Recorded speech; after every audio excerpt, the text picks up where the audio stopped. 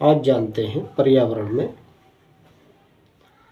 नवीकरणीय ऊर्जा की विधि एवं आयाम।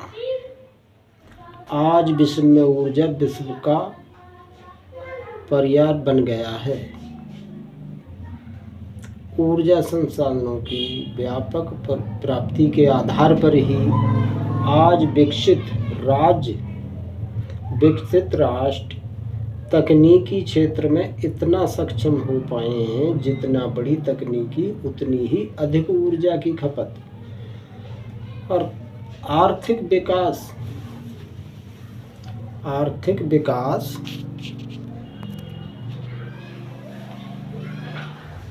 अत्यधिक रूप से ऊर्जा उत्पादन पर निर्भर है। विकासशील राष्ट्रों में ऊर्जा संसाधनों का पर्याप्त विकसित न हो पाना उनके पिछड़ेपन का एक बड़ा कारण है। इसलिए ऊर्जा संसाधन शक्ति समाधान भी कहलाते हैं। पृथ्वी समेत समस्त सौरमंडल में ऊर्जा का सबसे बड़ा प्रमुख एवं सर्वात्रिक स्रोत सूर्य से आने वाला सूर्य प्रकाश एवं उससे उत्पन्न ऊष्मा है। इसके अलावा पृथ्वी पर जीवन आवश्यकताएं, भौगोलिक क्षेत्र उपलब्धता, संसाधनों के वितरण आदि में विविधताओं के चलते ऊर्जा की विभिन्न स्रोतों का प्रयोग किया जाता है। ऊर्जा कई रूपों में पाई जाती है। कुछ अनवीकरणीय स्रोत हैं जिन पर मानव लंबे समय से आश्रित रहा है और जिनके भविष्य में खत्म होने के आसार हैं, जैसे कोयला, पेट्रोलियम पदार्थ आदि। इन पर मानव की निर्भरता अत्यधिक रही है, लेकिन ऊर्जा के अनवीकरणीय स्रोतों की खपत ने किसी अन्य मानव गतिविधियों से अधिक पर्यावरण को नुकसान पहुंचाया है। इसलिए ऊर्जा के नवीकरणीय स्रोत अत्यंत महत्वपूर्ण और प्रासंगिक हो गए हैं। वे कभी न खत्म होने वाले, पारिस्थितिकी एवं मानव स्वास्थ्य के लिए गैर हानिकारक स्रोत हैं और जिन पर मानव जाति का भविष्य टिका हुआ है। ऊर्जा के नवीकरण संसाधन। नवीकरणीय ऊर्जा संसाधन में वे संसाधन हैं जो कभी खत्म ना होंगे तथा जो पर्यावरण प्रदूषण से मुक्त एवं अक्षय हैं। नवीकरणीय ऊर्जा के प्रमुख स्रोत सौर ऊर्जा, पवन ऊर्जा, ज्वारीय ऊर्जा, भूतापीय ऊर्जा, बायोमास आदि हैं। जीवाश्म ईंधन को बढ़ते उपयोग से अनवर्णनीय संसाधनों का अभाव उत्पन्न हो रहा है।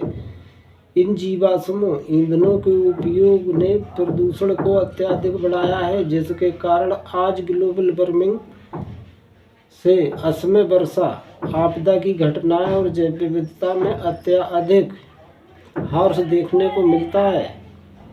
प्रदूषण के स्तर पर कम करने के लिए नवीकरणीय ऊर्जा संसाधनों का अनवीकरणीय ऊर्जा संसाधन के वैकल्पिक के रूप में देखा जा रहा है। ये भविष्य में ऊर्जा के मुख्य संसाधन सिद्ध होंगे, जो ऊर्जा की पूर्ति के साथ पर्यावरण स्वास्थ्य को स्थिर रखने में मददगार साबित होंगे।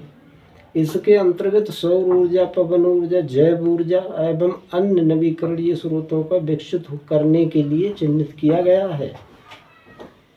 ऊर्जा सूर्य की दिशा में स्थायी व टिकाऊ विकास हेतु एवं रोड मैप तैयार किया गया है। इसमें ऊर्जा बाजार को प्रतिस्पर्धा बनाने, उचित ऊर्जा मूल्य निर्धारण, लक्षित सब्सिडी, सार्वजनिक क्षेत्र की ऊर्जा कंपनियों को स्वायत्तता व पूर्ण उत्तरदायित्व प्रदान करना, ऊर्जा को नवीन संसाधनों की खोज करने आदि के प्रयास शामिल हैं। दैनिक जीवन में अक्षय ऊर्जा प्रणाली एवं यंत्रों का उपयोग तथा लाभों के प्रति लोगों में सामूहिक जागरूकता उत्पन्न करने के उद्देश्य से प्रत्येक वर्ष 20 अगस्त को राजीव गांधी अक्षय ऊर्जा दिवस मनाया जाता है। भारत में सबसे बड़ा नवीकरणीय ऊर्जा कार्यक्रम चला रहा है। पेरिस में हुए COP21 में 195 देशों के बीच जलवायु परिवर्तन का समझौता तय करने में महत्वपूर्ण भूमिका निभाई। 2030 को अप्रैत राष्ट्रीय निर्धारित योगदान के अंतर्गत निम्नलिखित लक्ष्यों को निर्धारित किया गया है। GDP के उत्सर्जन तीव्रता को 2005 से स्तर 33.35% कम करना, गैर जीवाश्म ईंधन आधारित ऊर्जा स्रोतों से लगभग 40% संचय स्तर संस्थापित, विद्युत क्षमता हासिल करना, वनों के रूप में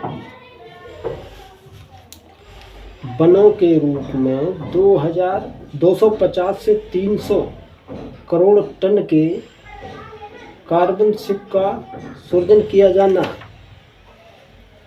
2014 की 32 गीगावाट की नवीकरणीय क्षमता को 2022 तक समग्र रूप से 175 गीगावाट तक की बढ़ोतरी करना है। इसमें से 100 गीगावाट ऊर्जा से तथा 60 गीगावाट पवन ऊर्जा के क्षेत्र में क्षमता हासिल करने का लक्ष्य है।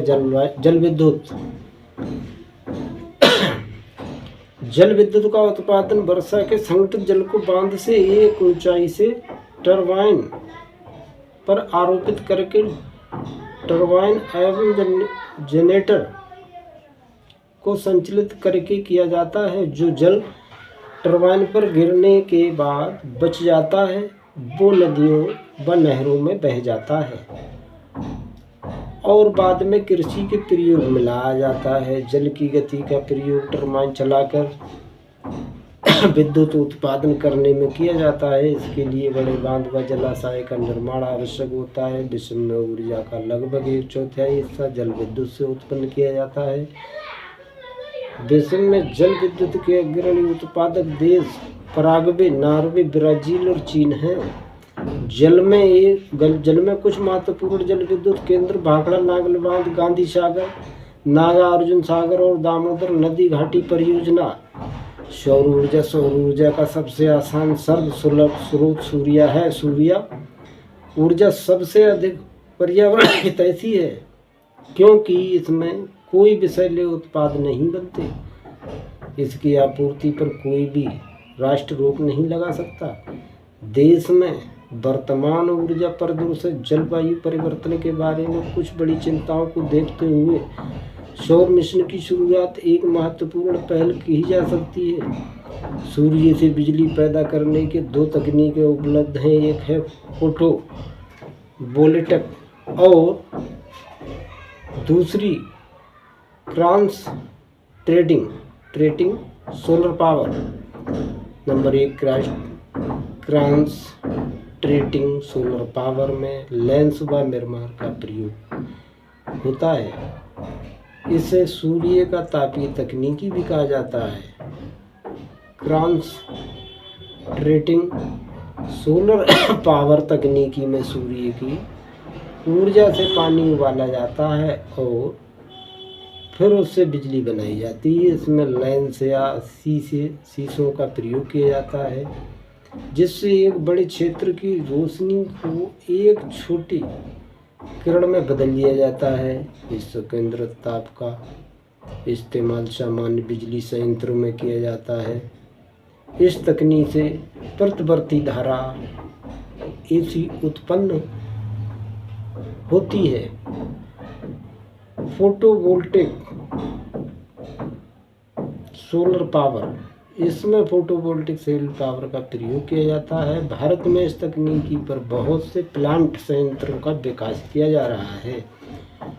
फोटोवोल्टिक प्रणाली में सूर्य की रोशनी सीधे बिजली में बदल दी जाती है।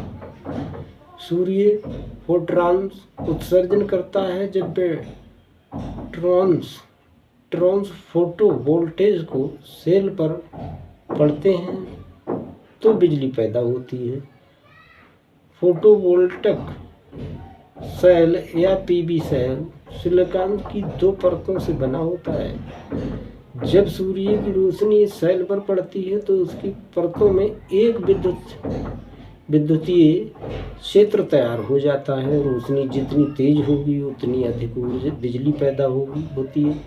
इस तकनीकी की दृष्टि से दृष्ट धारा उत्पन्न होती है, जिसके इन्वर्टर की सहायता से परिवर्ती धारा एसी में बदल दिया जाता है। सौर ऊर्जा का उपयोग सौर पैनल द्वारा संचालित कंप्यूटर, सौर ऊर्जा के माध्यम से लैपटॉप व कंप्यूटर को चार्ज करने उपकरण बनाए गए हैं। इसके माध्यम से कहीं भी जहां सूर्य का प्रकाश उपलब्ध है कंप्यूटर से मोबाइल चार्ज किए जा सकते हैं। जल का उष्मरण, सौर ऊर्जा को आधारित प्रौद्योगिकी का प्रयोग घरेलू व्यापक रूप से औद्योगिक इस्तेमाल के लिए जल को गर्म करने हेतु किया जा सकता है। परिवहन में उपयोग सौर ऊर्जा के माध्यम से अब ऑटो रिक्शा, कार, स्कूटर आदि वाहनों का निर्माण हो रहा है। नासा द्वारा एक बहुवर्षीय कंपनी द्वारा युद्ध मशीन तथा एक सोलर कार, एक हवाई जहाज आदि का निर्माण हुआ है।